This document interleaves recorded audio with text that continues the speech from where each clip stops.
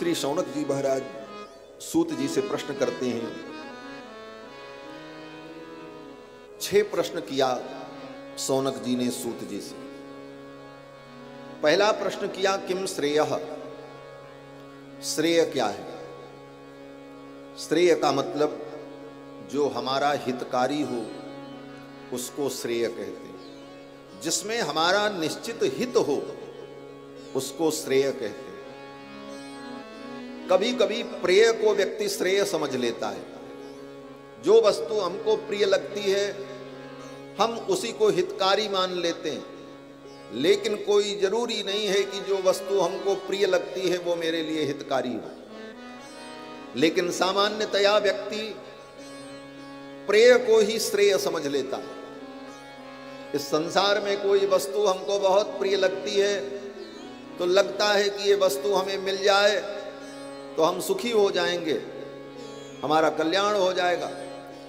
और जब तक वो वस्तु मिलती नहीं तब तक हम व्याकुल रहते हैं, और मिल जाने के बाद उसका अनुभव कर लेने के बाद कुछ दिन बाद उसी वस्तु से हमारा प्रेम समाप्त हो जाता है, फिर उस वस्तु की जीवन में अपेक्षा नहीं रह जाती।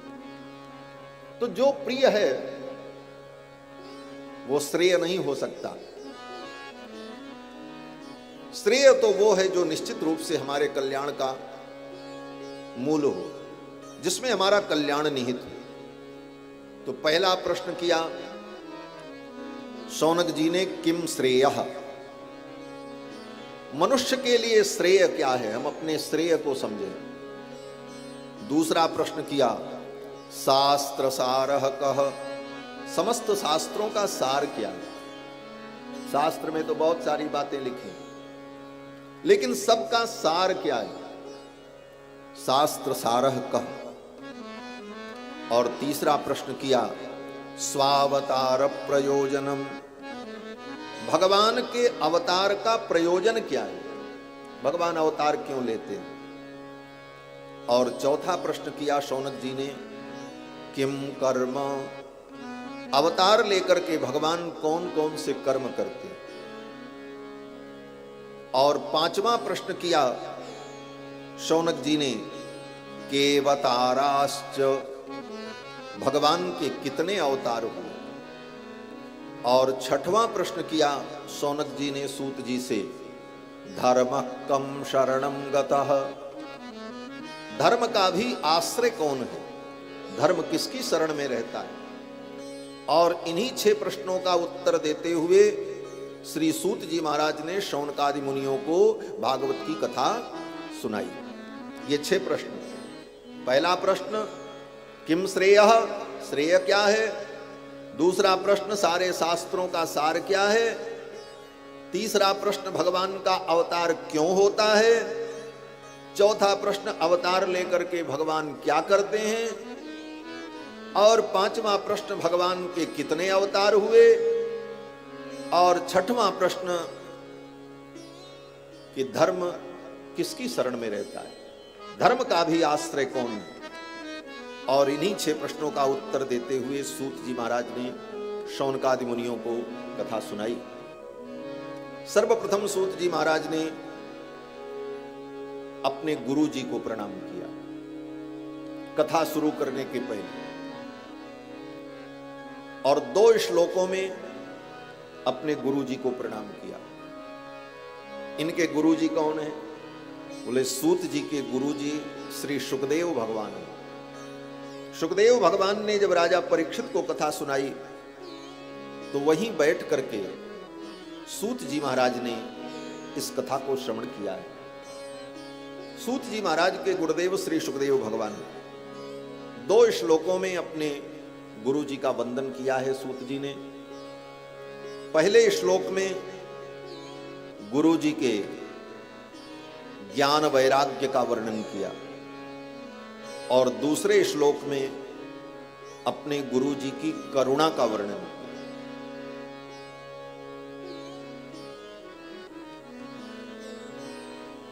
गुरु जी के अंदर ज्ञान वैराग्य होगा तभी गुरु जी जीव का कल्याण कर पाएंगे।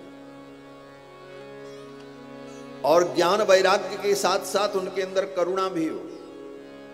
ज्ञान वैराग्य बहुत है लेकिन संसार के प्राणियों के प्रति करुणा नहीं है, तो वह आचार्य, वह गुरु जीव का कल्याण नहीं कर सकता। और आचार्य और गुरु के अंदर करुणा बहुत है लेकिन उसका ज्ञान वैराग्य स्वयं दृढ़ नहीं है, तो वह किसी जीव का कल्याण नहीं कर सकता।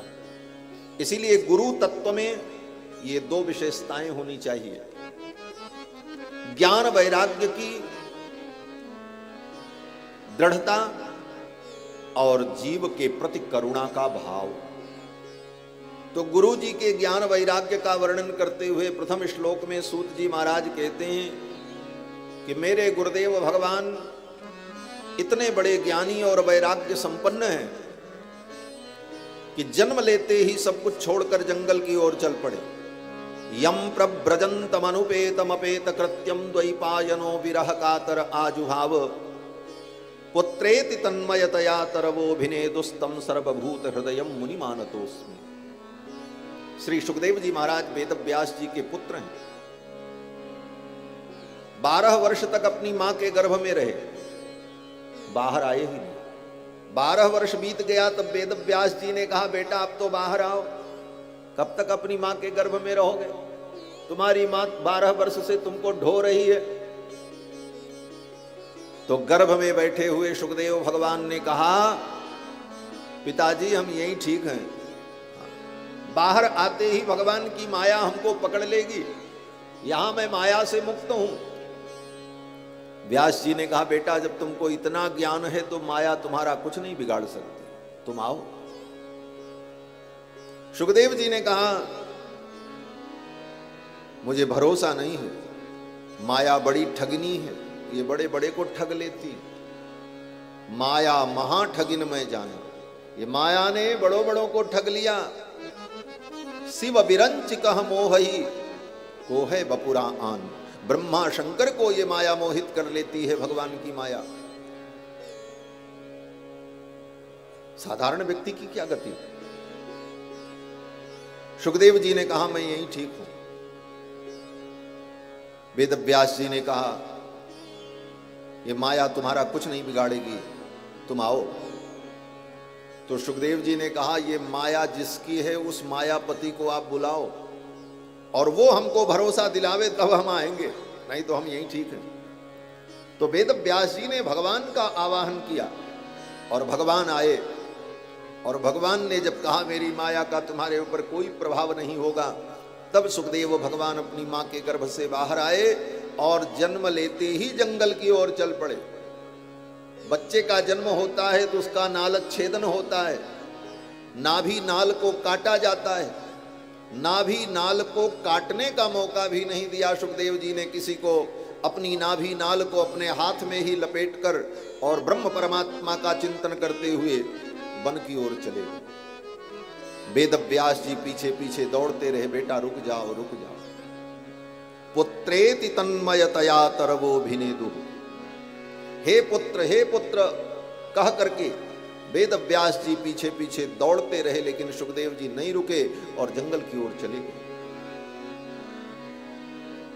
ऐसे ज्ञान संपन्न सुखदेव जी महाराज जन्मजात योगी अपने गुरुदेव भगवान के इस ज्ञान वैराग्य को श्री सूत जी महाराज स्मरण करते हैं प्रथम श्लोक में। ऐसे गुरु जी को मैं प्रणाम करता हूं। तम सर्वभूत हृदयम मुनि मानतोस्मि। और फिर दूसरे श्लोक में गुरु जी की करुणा का चिंतन किया। क्या करुणा? मेरे गुरुदेव श्री सुखदेव भगवान जिन्होंने संसार के प्राणियों पर करुणा करके संसारिणाम करुणयाह पुराण गुह्यम तम व्यास सूनु मुपयामि गुरुम मुनि नाम।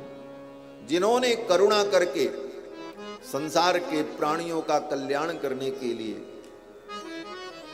इस पुराण श्रीमद् भागवत का उपदेश किया, उन गुरु जी को, सुखदेव जी को हम प्रणाम करते हैं। सुखदेव जी महाराज अगर राजा परीक्षित को यह कथा न सुनाते तो संसार को यह कथा कहां मिलती। करुणा करके उन्होंने राजा परीक्षित को सुनाया ये गुरु जी की करुणा है। गुरु के अंदर बहुत ज्ञान हो लेकिन वो शिष्य को उपदेश ही न करें तो शिष्य का कल्याण कैसे होगा? और शिष्य को उपदेश वो तभी करेंगे जब उनके हृदय में करुणा होगी, उस शिष्य के प्रति दया का भाव होगा कि इस जीव का कल्याण होगा। तो सुखदेव भगवान परम ज्ञान संपन्न और परम करुणा वरुणालय होकर राजा परीक्षित को उपदेश किया। तो सुखदेव जी के ज्ञान वैराग्य और उनकी करुणा का स्मरण किया सूत जी ने, और फिर एक श्लोक में भगवान को प्रणाम किया। नारायणं नमस्कृत्य नरं चैव नरोत्तमं देवीं सरस्वतीं व्यासं ततो जयमुदीरयेत्। भगवान नारायण को, भगवान नर को, देवी सरस्वती को और वेद व्यास को, इन सबको प्रणाम किया एक ही श्लोक में। गुरु जी को प्रणाम किया 2 श्लोकों में और भगवान को, बोले भगवान को एक ही श्लोक में। और गुरु जी को पहले प्रणाम किया, भगवान को बाद में। क्यों? बोले अगर गुरु जी न होते तो हम भगवान को जानते कहां से? भगवान को बताने वाले ही तो गुरुदेव हैं, इसलिए भगवान से भी बढ़कर गुरुदेव की महिमा।